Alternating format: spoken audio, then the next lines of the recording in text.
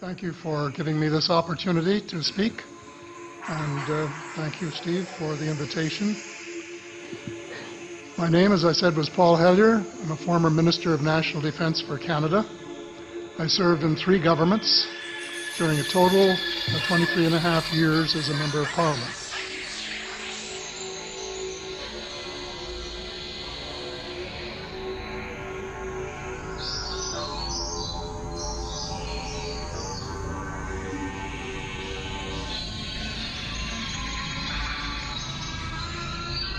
Although as Minister of National Defence, I had sighting reports of UFOs. I was too busy to be concerned about them at the time because I was trying to unify the Army, Navy and Air Force into a single Canadian Defence Force.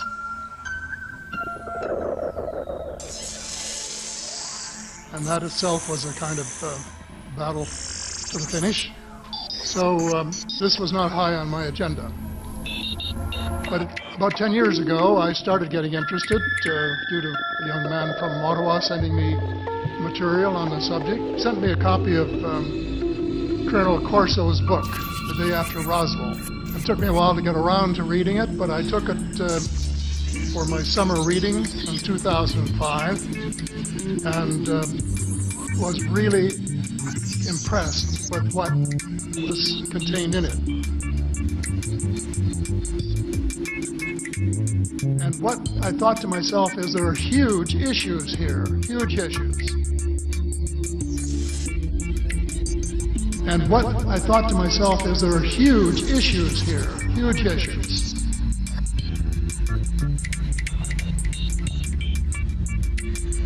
And the American people and the people of the world have a right to know what's going on.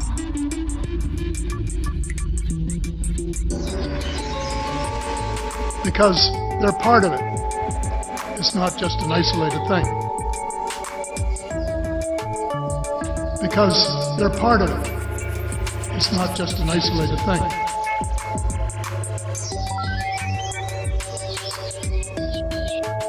UFOs are as real as the airplanes flying overhead.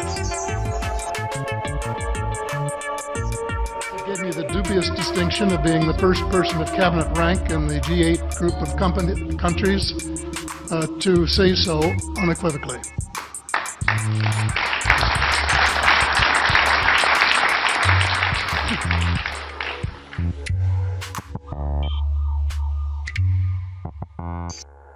But because I'm not a ufologist, I'm a politician, there are only a few things that I want to add in that particular realm. First is that about in the 1960s sometime, it was a flotilla of UFOs headed south that crossed into NATO territory in Europe, and Commander-in-Chief of the Supreme Allied headquarters in Europe was naturally very shaken. Fortunately, or maybe divine providence, before the panic button was pushed, the flotilla turned around and headed back north. Obviously, they had thought maybe they were Russian and they were very concerned about it. Anyway, an investigation was launched into this whole subject, and a document was prepared which concluded that at least 4 species had been visiting Earth for thousands of years. And this is my own view at this stage as well. Referring to them as they until this morning when Linda Moulton Howe, I think she was the first one, actually named 3 different species. I have brought my latest book called Light at the End of the Tunnel, The Survival Plan for the Human Species, as an aide-memoire, and I name 5 different species here. I'm aware of more now. As a matter of fact, I saw a document just a few days ago that mentioned 20, and I think you, Mr. Chairman, were interested in some of the places they might come from. I have in here Zeta Reticuli, R-E-T-I-C-U-L-I, Reticuli, Pleiades, Orion, Andromeda, and the Altair star systems.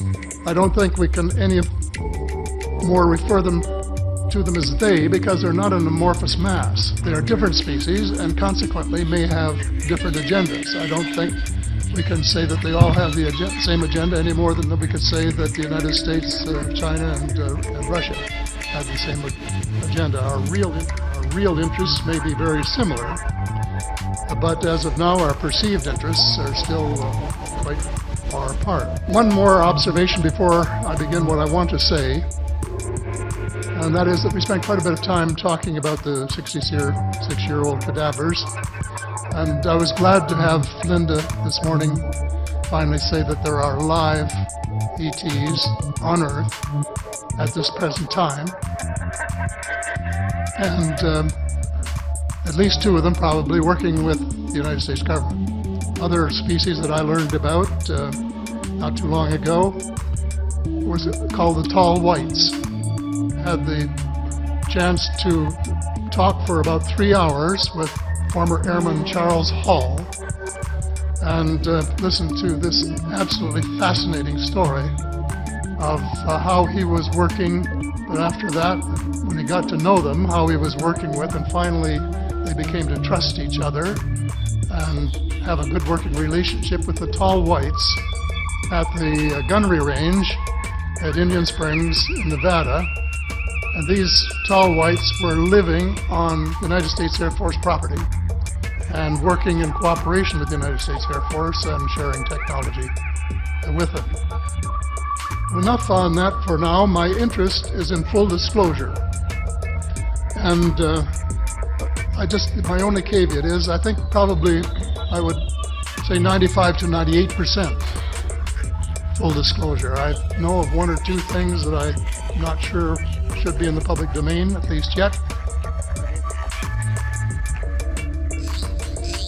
Just as children survive the idea of the Tooth Fairy and Santa Claus when they become adult, I think that tax-paying citizens are quite capable of accepting the new and broader reality that we live in a cosmos teeming with life of various sorts.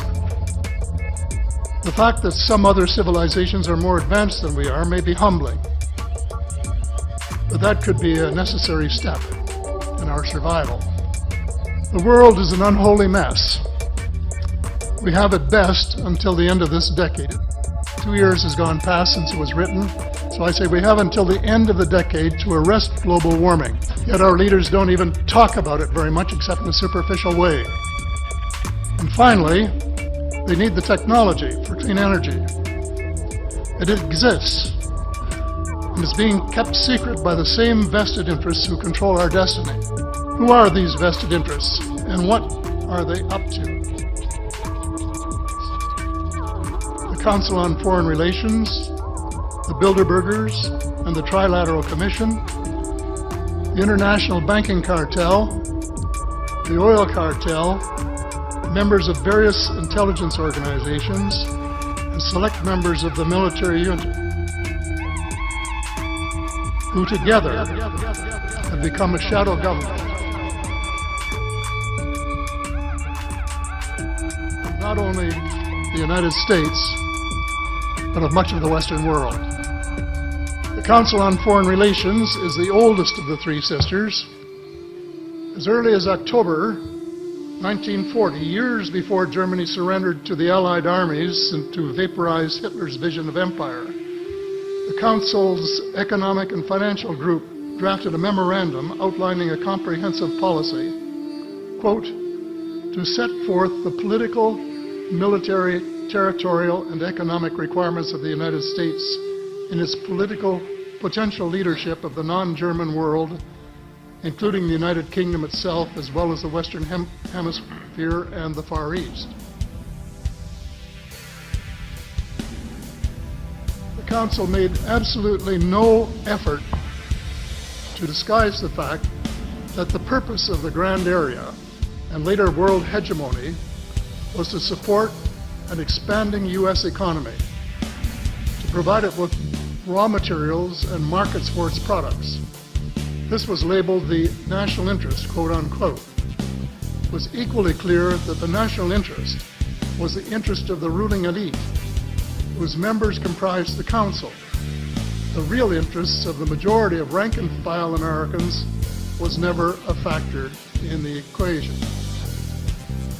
Mr. David Rockefeller, who was a member of all three of the sisters, is quoted as saying this at a meeting of the Bilderbergers: "We are grateful to the Washington Post, the New York Times, Time Magazine, and other great publications, whose directors have attended our meetings and respected their promises of discretion for almost 40 years. It would have been impossible for us to develop our plan for the world if we had been subjected to the lights of publicity during those years. But the world is more sophisticated, prepared to march toward a world government.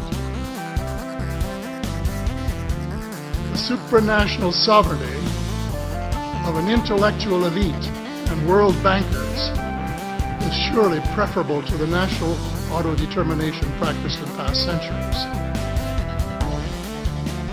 You hear what Mr. Rockefeller said, and so there you have it. The aim of the game is a world government comprising members of a cabal who are elected by no one and accountable to no one. And according to Mr. Rockefeller, the plan is well advanced. Does this help you to understand why our civil rights are being taken away from us? I say us, because Canada too is included in the grand plan. The giant leap in the wrong direction followed the end of the Cold War. No one could have been happier than I was when the Berlin Wall came down on November the 9th, 1989. The elation on our side of the curtain was near universal, and very significant on the other side as one country after another regained its freedom. Nearly everyone believed that it was the dawn of a new era of peace and prosperity for people everywhere. There was much talk of a peace dividend. The prospects were dazzling in their scope and diversity. It was a unique and God-given opportunity for a new, braver, and fairer world. We blew it. We blew the chance of a lifetime to do good things. A small group of zealots undermined our golden opportunity to pursue peace, not war, and little did we dream that they had a vastly different vision of the new world order. Their plan, which is now commonly known as the Project for a New American Century,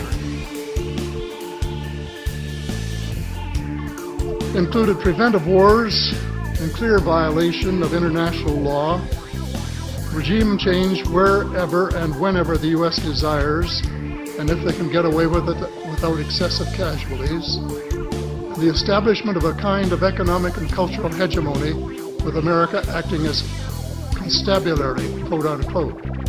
That was their word, globally. This was to be accomplished without authority of the United Nations and without the restraint of existing international treaties. It would involve a military build-up unprecedented in peacetime history and could trigger an arms race, which is precisely the opposite of the peace dividend that the world had rightly looked forward to.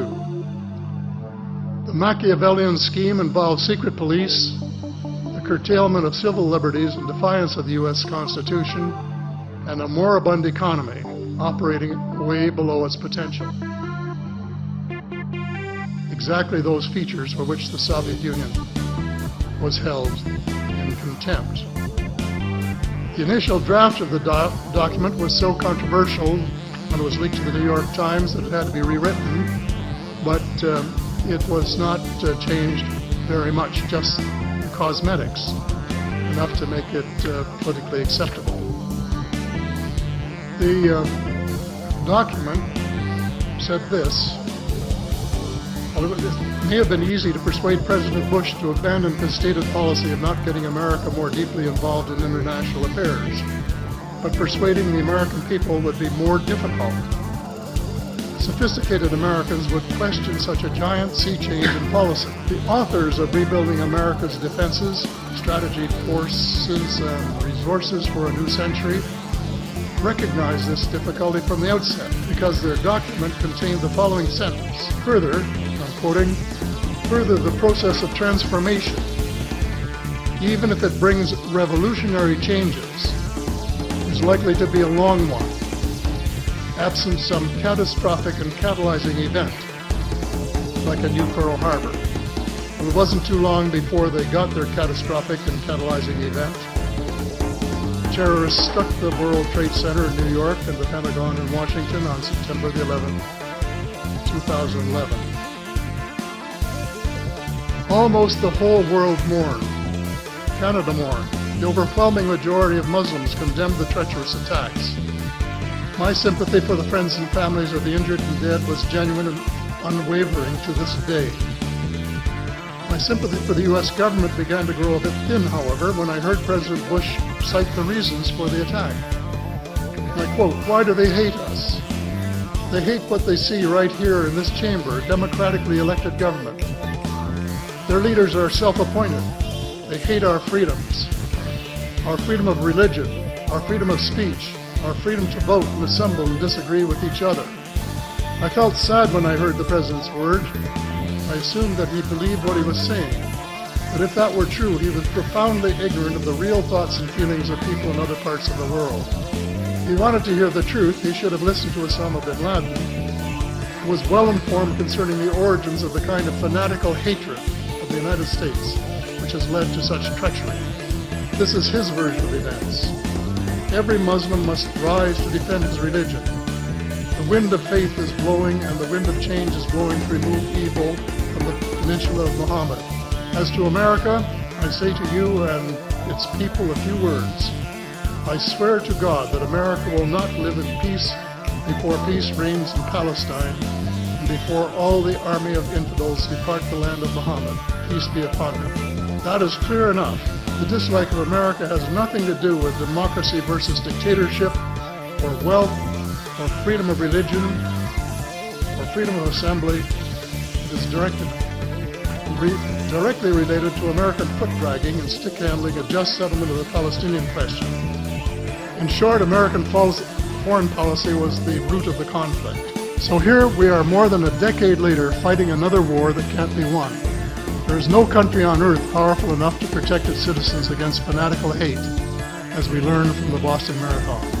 The mere attempt to pursue the impossible pits neighbor against neighbor and the state power structure against everyone. All of the freedoms won by the millions of men and women who fought and died in World War II are being flushed unceremoniously down the drain. The only hope of peace is a negotiated settlement. This will require a paradigm shift in American attitudes. It involves a de facto renunciation of the plan for a new American energy and the adoption of a pledge of cooperation with all humankind to build the kind of world which we are collectively capable of. Young people everywhere need to be challenged by a noble cause. They need to be involved in arresting global warming, creating a banking system that is just and sustainable, and lead the way in the transformation to the new reality that we have to live in harmony with our celestial neighbors, as well as seeking peace on earth. In a word, we have to become spiritual beings and practice the one tenet that the world's major religions have in common. That is the Golden Rule. This is from the late Dr. John Mack, an American secular Jewish psychiatrist who became a world leader in interviewing abductees, or experiencers as he called them, came to this conclusion in a startling book, Passport to the Cosmos. Quote, "Although the aliens are not themselves gods, their behavior is sometimes anything but godlike. Abductees consistently report that the beings seem closer to the Godhead than we are, acting as messengers, guardian spirits, or angels, intermediaries between us and the divine source." Thank you very much.